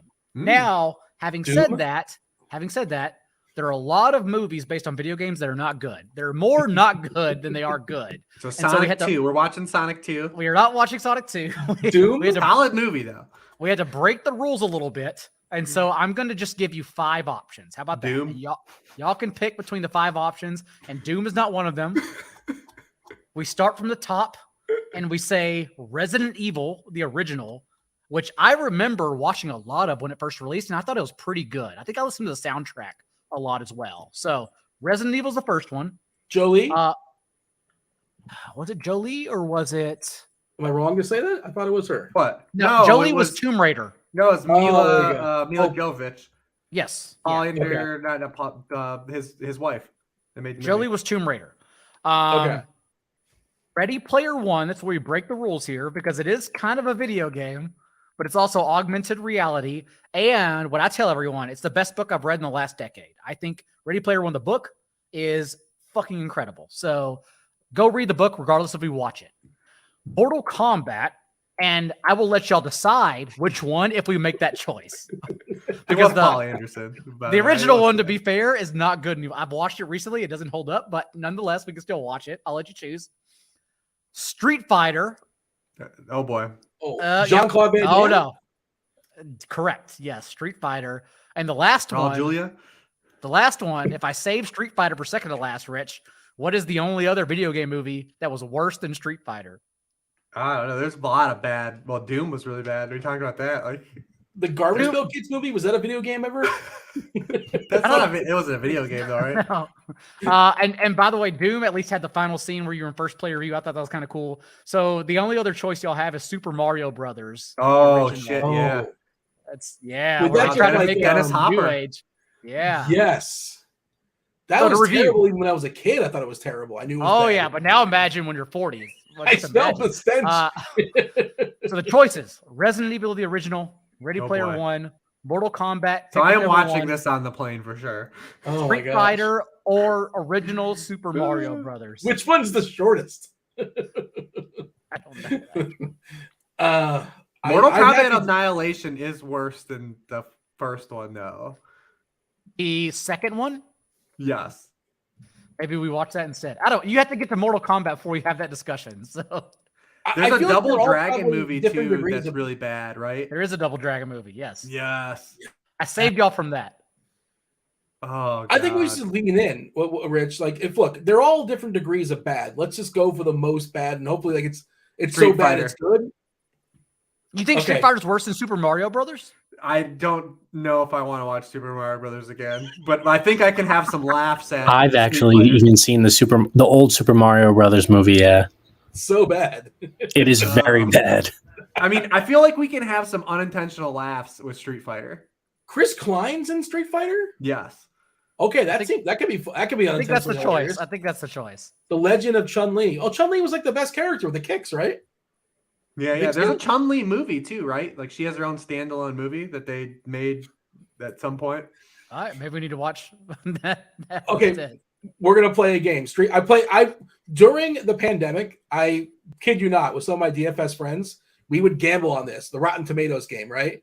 And somebody would have to guess. They would put a number on it, and the other person would have to bet over or under, right? John, I will let you guess. I just pull up Rotten Tomatoes. I'm going to go by the critics. I have audience as well. You tell me this, John. Street Fighter, The Legend of Chun-Li, came out in 2019. What is the tomato meter rating according to the critics for Street Fighter, The Legend of Chun-Li? This is the one we're gonna watch, the first one. Yes. This is Chris Klein. No, this isn't. No, That's a different movie. Legend of Chun-Li's the second one. That came out like 5 years ago, right? Or no? No, 2013. No, 2009. 2009. Okay.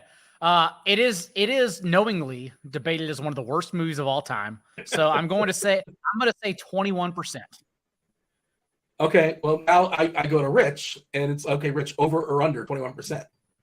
I saw. Are we? Which one are we talking about? The Legend of Chun-Li? Yeah, it's 2009. Oh, okay. Yeah. So not the Van Damme movie. No. Oh no, I guess not. Yeah, I guess we'll decide which one we should watch amongst. No, hold on. Okay, Legend of Chun-Li is the second one. We're gonna watch the original. We're watching the first Van Damme movie.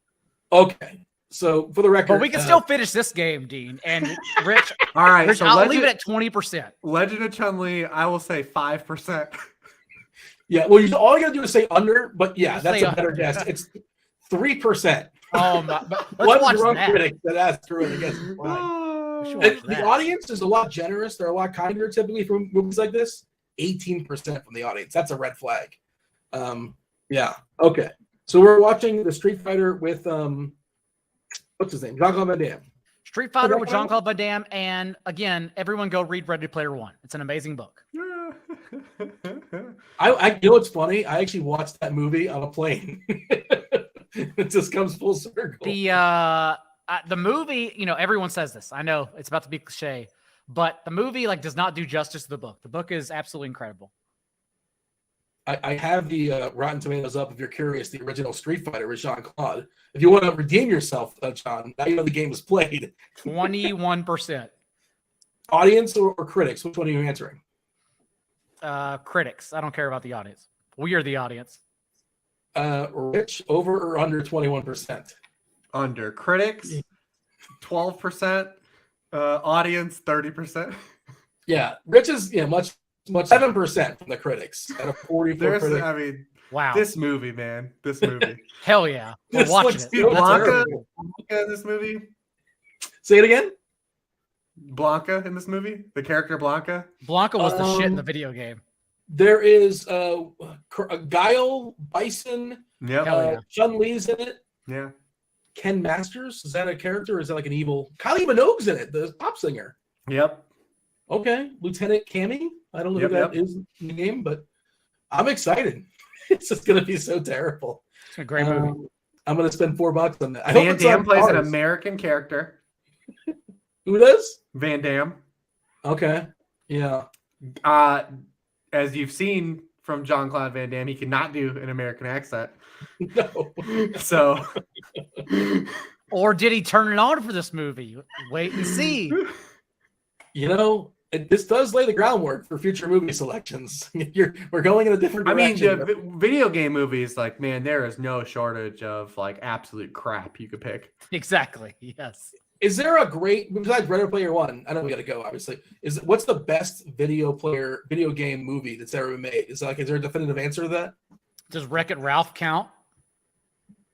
Was Wreck-It Ralph actually a video game? Was a combination of a bunch of video characters? It was like Ready Player One, where it's like a fake video game. Yeah, I don't know. There's probably a good answer to that, but maybe let us know in the comment section if you're watching. If you're still I could with have sworn the original Resident Evil was good, but again, that's 12 Monkeys, where I watched it when I was like 15. So okay, yeah, Rich has watched it more recently. So yeah, probably not. I remember being pretty mad at that because it's it Okay. just didn't have anything to do with the game. I would say recently, both of the Sonic movies are enjoyable. They're obviously not geared towards blowing the way anything critically. The Tomb Raiders are watchable. There is a really dope Final Fantasy movie, Advent Children. Not the Final Fantasy movie that came out with Aaron Paul and Alec Baldwin and all those people, but the Advent Children is really awesome. Uncharted crap, Prince of Persia crap. Rampage was bad, I Warcraft. assume. I didn't see it. Warcraft, crap. Which one did you say? Rampage, I assume, was bad, but I didn't see it. Yeah, Rampage, awful. I mean, it's every Dwayne Johnson movie you've ever seen. Mm-hmm. Yeah. Hitman, Silent Hill, awful. 31%. They haven't mastered this Max genre. Payne, awful. So Rotten Tomatoes, according to Rotten Tomatoes, 86%. I don't remember this video game. Werewolves Within is the number one video game movie of all time. You guys aware of this video game? I don't remember it. I don't know it. But and the Angry Birds movie 2 is number 2. We're watching that. Not the first Angry Birds. I didn't even know that there was a second Angry Birds movie too. Like there's a second one. You got to follow it up. You got to have a The sequel. first one is 12th best according to Rotten Tomatoes. So the sequel is better than the original, which is rare. And I've heard a lot of people speak well of the Sonic movie. Sonic 2 is enjoyable. Yeah. I will say. I have kids, so maybe like I'm on a curve of what I've sat through. But like Sonic, Idris Elba was a joy. He was a delight in that movie. I like him. All right, we shall get out of here. If anybody's still listening, Rich, nobody is after that. Nobody's coming back after that shit. I want in the YouTube comments, give me your favorite take, and not like the live. We appreciate y'all watching live. I'm saying in the actual comments when it's posted. Hit that like button as well too. We do appreciate it. We're coming back next week. We're gonna knock out the fresh slate of new games. But Rich, there's 7 people still listening. Those 7 people, one is going to follow you on Twitter now. Who's this Rich Hribar guy? Where does he find your content? At Lord Reeves on Twitter. We are in the season where the tweets don't come out as frequently, but you can follow me over there. I'm still doing worksheet write-ups for all these games. They're a little bit more dense because I have fewer games to write up and I can spend more time on each one. So if you want to check those out, by all means, sharpfootballanalysis.com. Daigle? At Not J Daigle on Twitter and 44.com, where my playoff only rankings for the FFPC challenge, if you're playing that contest, also the Underdog Gauntlet, which I know people are getting into. My rankings and stack rankings are there at 44.com for everyone playing those contests. All right. For our sponsor, Thrive, for RotoGrinders, for Hribar, for Daigle, for producer Steve, for Jean-Claude Van Damme, for 12 Monkeys. I was Dean. Appreciate y'all watching. Good luck. Win somebody this week. Come back next week. Take something down. Good luck. We're out of here. Woo!